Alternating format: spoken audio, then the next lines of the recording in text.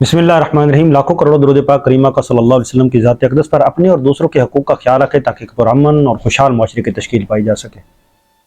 नैब जो कि बहुत सारे लोगों को हिरासा भी करता है, केस बनते हैं, लेकिन उनमें से कोई चीज़ें निकलती हैं या नहीं निकलती। नैब क्या एक सियासी बुनियादों के ऊपर काम करता है या नैब जो है वो वाकई पाकिस्तान का वो इदारा है जो अकाउंटेबल ठहराता है उन लोगों को जिनके ऊपर बदउनवानी और दीगर इल्ज़ामात होते हैं या वो इसमें पाए जाते हैं।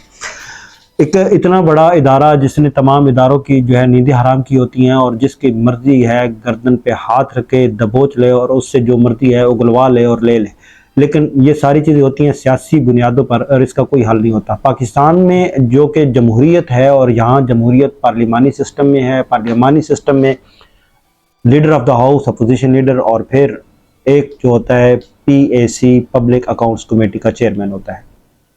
पब्लिक अकाउंट्स कमेटी का जो चेयरमैन होता है उसको वो बड़ा बाख्तियार होता है, ऑडिट करता है और वो सारी चीज़ें देखता है कि कहाँ पे बदनुमानी हुई, कहाँ पे ये मामलात गलत होते हैं और कौन लोग जो है वो किसी को नवाजता है और कौन लोग जो है वो सरीहन या गैर सरीहन गलतियाँ करता है। पाकिस्तान में ये सारी चीज़ें जो होती हैं वो लेन देन के नाम पे होती हैं, मफाद की बुनियाद पर होती हैं। पाकिस्तान में आज दिन तक भी कोई मामला ऐसा नहीं मंतक या अंजाम तक पहुँचा जिससे स्टेट को या पाकिस्तान को फ़ायदा हो। बदकिस्मती से ये सारी चीज़ें चली और ऐसे ही हुआ। लेकिन एक ठंडी हवा का झोंका समझो इसको, या इसको मैं मफाद परस्ती समझूं, या इसको मैं ये समझूं कि वो प्रेशर है उस जगह का जिससे ताल्लुक़ है। आजकल PAC के चेयरमैन नूर आलम खान साहब जो हैं वो हैं और उन्होंने नैब के सरबराह को बुलाया है और पहली दफ़ा उन्होंने नैब के सरबराह को बुलाया और इतनी सख्त अंदाज में उन्होंने सारी चीज़ों को अकाउंटेबल किया और इन चीज़ों के जवाबात मांगे।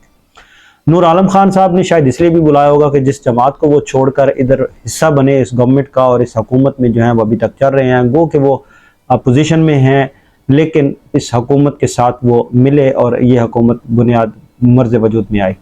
लेकिन जो उनका खित्ता है वो पख्तून बेल्ट है और पख्तून बेल्ट में जो है आपको पता है रेजिस्टेंस जो है वो उनको सामना करना पड़ सकता है। इलेक्शन है, लोगों ने उनको वोट दिए हुए हैं और जिस चीज़ का भी एक खौफ हो सकता है, या फिर पठान जो एक लिमिट है उस लिमिट के अंदर रह के काम करता है। जब वो देखता है कि हद से चीज़ बढ़ गई है तो वो लाजमी रेजिस्ट करता है।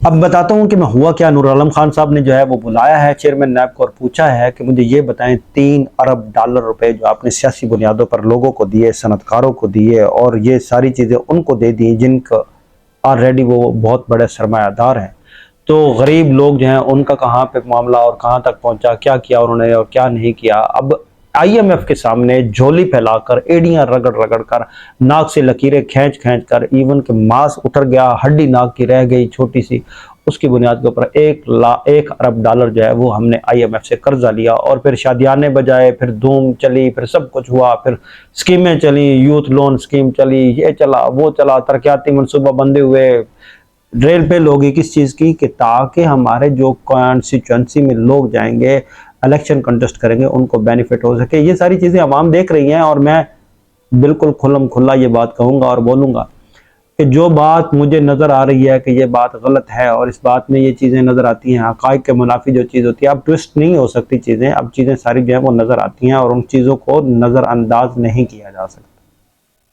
ये कैसे सब कुछ हुआ? जब आपने 3 अरब डॉलर इन सब लोगों को दे दिए तो उसके बाद फिर आप कैसे कह सकते हैं कि ये मामला जो हैं वो हमारे सेटल होने से। उन्होंने बड़ी सख्ती से कहा कि चेयरमैन नैब खुद पेश हों, लेकिन चेयरमैन नैब साहब ने अपना नुमाइंदा भेजा और ये कहा कि चेयरमैन नैब साहब जो हैं वो बीमार हैं और काफ़ी अलील हैं, वो नहीं आ सकते। तो उन्होंने कहा कि फिर इस तरह करें कि उनकी मेडिकल रिपोर्ट्स जो हैं वो भी मुझे ला कर दें ताकि मैं देखूँ। अगर इस तरह की एक ठंडी हवा आ रही है तो ये खुशाइन चीज़ है। जब अकाउंटेबल चीज़ें होती हैं तो इसी से ही मुआशरे भी बनते हैं और इसी तरह इदारे भी बनते हैं और इसी तरह स्टेट जो है वो तरक्की भी करती है।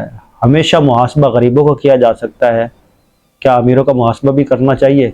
करना ज़रूर चाहिए, लेकिन करेगा कौन? ये सिर्फ या तो हाथी के दांत दिखाने के और खाने के और वाला मामला होगा, या फिर अगर उन्होंने ये इक़दाम उठाया है तो खुदा करे कि ये इक़दाम जो है इसको प्रॉपर एक मुनज़्ज़म अंदाज से बरकरार रखा जाए और अकाउंटेबिलिटी को जो है बिल्कुल देखा जाए, ऑडिट किया जाए कि ये जो फंड गए किधर गए, किसने लिए, किसने खुर्द बुर्द किया, किसको फ़ायदा हुआ, किसको ना हुआ, किसने जो है ये जारी किए, किसकी अप्रूवल से हुए, क्या इसमें तय हुआ था, स्टेक होल्डर बैठे थे नहीं बैठे थे, कोई भी इदारा कोई भी चीज़ वो मुबर्रा नहीं है ऑडिट से, जो भी हुकूमत के अंडर होती है या हुकूमत के साथ काम करती है, उन्होंने टैक्स भी देना है और अकाउंटेबल भी रहना है।